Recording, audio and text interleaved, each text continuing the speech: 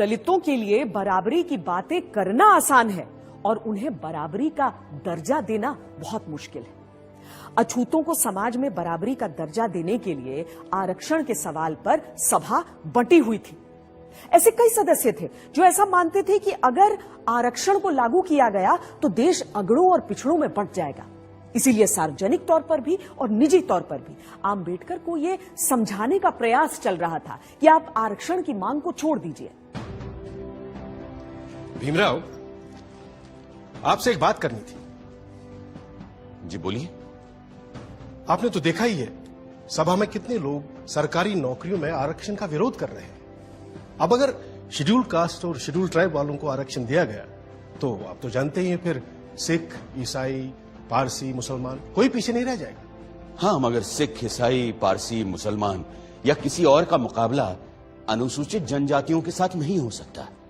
ये सारी जातियां पैसे वाली भी हैं और सोशली सिक्योर्ड भी। ठीक बात है, पर अगर एक बार आरक्षण का दरवाजा खुल गया तो देखिएगा सभी लोग अपना हक मांगेंगे और हिंदुओं के लिए सरकारी नौकरियों में जगह नहीं बचेगी, जबकि संख्या में वो सबसे ज्यादा है। आप चाहते क्या हैं? सिर्फ मैं ही नहीं, सरदार पटेल भी यही चाहते हैं कि हो सके तो संविधान में आरक्षण की बात ही हटा दी जाए। मेरे रहते संविधान से आरक्षण नहीं हटने वाला, चाहे आप कितना भी जोर लगा लें मुंशी जी। पर कोई रास्ता तो हो सकता है ना? हाँ, एक रास्ता है। मैं ही हट जाता हूं संविधान की ड्राफ्टिंग कमेटी से। अरे फिर आप लोग जैसा चाहें वैसा संविधान बना लीजिएगा। सुनिए भीमराव, भीमराव सुनिए तो। डॉक्टर आंबेडकर को लगा कि जिन दलितों की लड़ाई वो लड़ रहे हैं, अगर उनको ही जीने का अधिकार नहीं दिला पाए तो फिर संविधान सभा में रहने का फायदा क्या है। आंबेडकर ने न सिर्फ संविधान बनाने के काम से खुद को अलग कर लिया, बल्कि ये भी इशारा कर दिया कि वो न सिर्फ ड्राफ्टिंग कमेटी बल्कि कानून मंत्री के पद से भी इस्तीफा दे देंगे।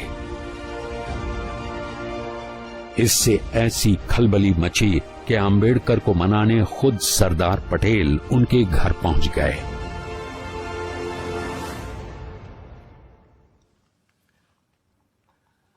मुंशी जी की बातों से आप नाराज हो गए भीमराव?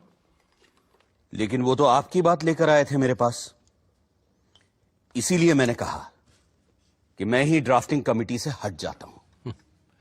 आप तो जानते हैं कांग्रेस क्या पूरे भारत में दूसरा और कोई है ही नहीं जो हमारे संविधान को आकार दे सके। खुद बापू भी यही कहा करते थे। लेकिन आप उनकी बात मानते कहां हैं पटेल जी? गांधी जी पिछड़ों को रिजर्वेशन देने की मेरी तजवीज से सहमत थे। पंडित नेहरू ने तो खुद पंडित होते हुए भी यह कहा कि सदियों से हिंदुओं ने निरीह अछूतों और आदिम जातियों को बेबसी, दरिद्रता और अशिक्षा में रखा। फिर अगर हमें उन्हें सबके साथ बराबर लाना है तो हमें उन्हें स्पेशल ट्रीटमेंट देना ही होगा। आपकी बात सही है, पर आप तो जानते हैं कि बड़े पदों पर हम मेरिट के आधार पर ही लोगों को ले पाएंगे। तो फिर क्लर्कों की नौकरी के लिए इतना बड़ा जोखिम उठाना? जोखिम? मुझे तो इसमें कोई खतरा नजर नहीं आता। खतरा यह है कि अगर हमने एक विशेष वर्ग को आरक्षण दे दिया तो बाकी के लोग भी आरक्षण की मांग करेंगे और भारत भर में जातिवाद का यह जहर फैलता जाएगा। जहर तो हमने पिया है सदियों से और फिर भी हम जिंदा हैं। रीढ़ की हड्डी तोड़ डाली आप लोगों ने हमारी, फिर भी हम लोग खड़े हैं। अरे एक बार हमें अपने बराबर आने का मौका तो दीजिए पटेल जी, फिर देखिए कैसे हम आगे निकल जाते हैं। और यह काम बिना आरक्षण के नहीं होगा। अगर फिर भी मेरी बातें आपको जहरीली लग रही हैं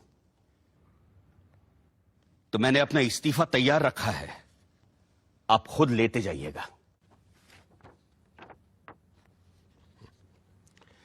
मैं बड़ा जिद्दी आदमी हूं आंबेडकर जी, लेकिन मूर्ख नहीं हूं।